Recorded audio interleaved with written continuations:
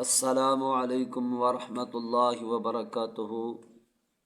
سامعین محترم، جب کوئی مسلمان کسی سے چیز خریدتا ہے تو اس وقت اس کے وزن کے بارے میں اس کو معلوم ہو اور جو وہ چیز خرید رہا ہے اس کے بارے میں مکمل علم ہو، اور وہ رقم کی ادائیگی اسی وقت وہ کر لیتا ہے، لیکن اس کی وصولی کے لیے خریدنے والا اور بیچنے والا وہ اپنی رضامندی کے ساتھ ایک مدت جو ہے وہ مقرر کر لیتے ہیں، اس کو بیع سلم کہتے ہیں، اور اسلام نے اس خرید و فروخت کو، اس تجارت کو جائز قرار دیا ہے۔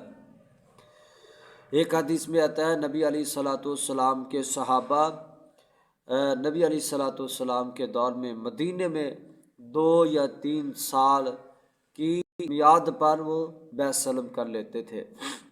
اسی طرح صحیح بخاری اور مسلم کی روایت ہے، نبی علیہ الصلاۃ والسلام نے ارشاد فرمایا، جب جو چیز آپ خرید رہے ہو اس کے وزن کے بارے میں علم ہو تو اس وقت بیع سلم کر لیا کرو۔ اللہ پاک ہمیں عمل کرنے کی توفیق عطا فرمائے۔ اللہ پاک ہمیں حق حلال کھانے اور کمانے کی توفیق عطا فرمائے۔ وما علیہ الا البلاغ المبین۔